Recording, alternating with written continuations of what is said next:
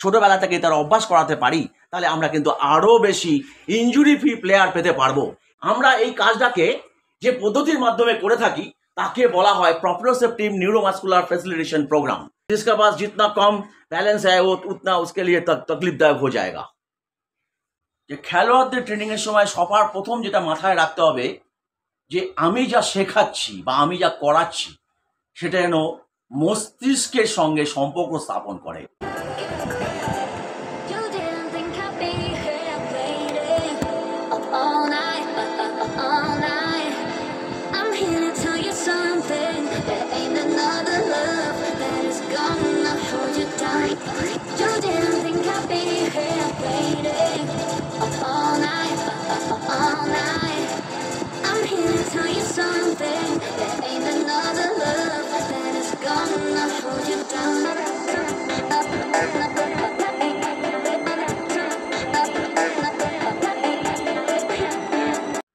তা আশিসদা, এটা যেটা এখন দেখাতে চলেছেন এটা কি?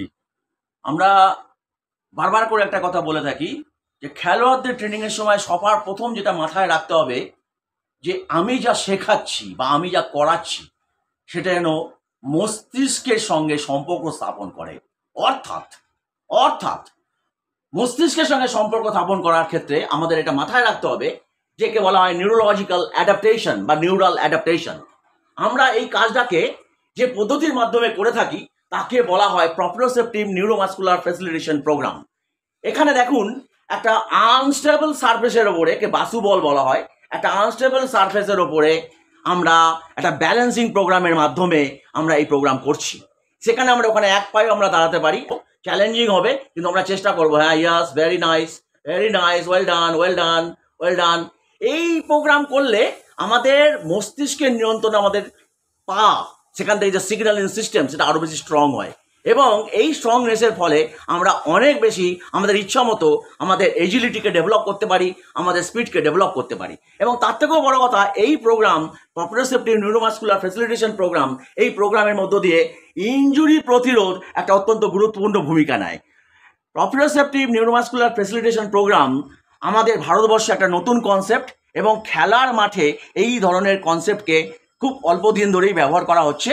এবং এই প্রোগ্রাম যদি আমরা সঠিকভাবে প্রত্যেক প্লেয়ারকে একটা কম্পালসারি রূপে ব্যবহার করতে পারি, ছোটোবেলা থেকে তারা অভ্যাস করাতে পারি, তাহলে আমরা কিন্তু আরও বেশি ইনজুরি ফ্রি প্লেয়ার পেতে পারবো। এই কথাটা আমাদেরকে ভাবতে হবে। এই জায়গাটাকে আমরা ব্যবহার করার জন্য আমাদের এখানে যারা ট্রেনিং নিতে আসছে এরা সকলেই আমাদের ট্রেনিং।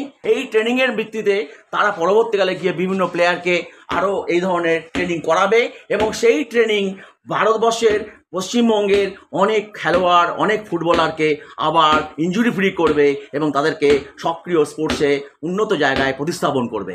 আমাদের fitness trainers, strength and conditioning কোচেসরা এই ট্রেনিংয়ের মাধ্যমে মাঠে যে পরিষেবা প্রদান করবে সেই উজ্জ্বল ভবিষ্যতের দিকে আমরা তাকিয়ে আছি।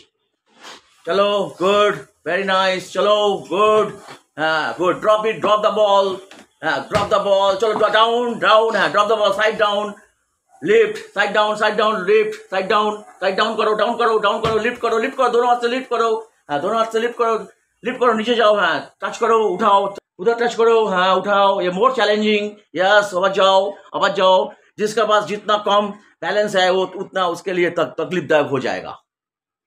Well done Limbu, well done, very nice. চলো, মাঠে বহু প্লেয়ার অর্থাভাবে হোক, ইনজুরির কারণে হোক কিংবা সুযোগ সুবিধার অভাবে হোক মাঝপথে খেলা বন্ধ করে দেয়, খেলা ছেড়ে দেয় এবং তারা পরবর্তীকালে অনেক ছোটোখাটো কাজ করে জীবিকা এবং রুজি রোজগার চালায়। আমরা যদি তাদেরকে আবার একটা সঠিক প্রশিক্ষণের মাধ্যমে মাঠে ফেরাতে পারি তাহলে তারা আবার নিজেদেরকে একজন fitness trainer, fitness coach, sports nutritionist, এমনকি একজন স্পোর্টস ম্যাচিওর হিসাবে প্রতিষ্ঠিত করতে পারে। সবথেকে বড় কথা, এই যে কোর্স, এই কোর্স সেন্ট্রাল গভর্নমেন্টের মিনিস্ট্রি অফ স্কিল ডেভেলপমেন্টের আন্ডারে পরিচালিত হয় এবং এখানে সার্টিফিকেট প্রদান করে SPEFLSC। এটাও একটা সেন্ট্রাল গভর্নমেন্টের অর্গানাইজেশন এবং আমাদের অর্গানাইজেশন নিউ দিল্লির ইন্টারন্যাশনাল হেলথ অ্যান্ড ফিটনেস অ্যাসোসিয়েশনের দ্বারা স্বীকৃত। এবং এখানে যে কোর্স করা হয় তার মাধ্যমে যে সার্টিফিকেট পাওয়া যায় সেই সার্টিফিকেট ভারত সরকার কর্তৃক প্রদত্ত। অর্থাৎ এখানকার ছেলেরা বুক ফুলিয়ে মাঠে, ময়দানে, জিমে, স্কুলে, কলেজে, হোটেলে এবং বিভিন্ন প্রতিষ্ঠানে তারা স্বাস্থ্য চর্চা, ফিটনেস চর্চা এসবের সঙ্গে যুক্ত হতে পারে।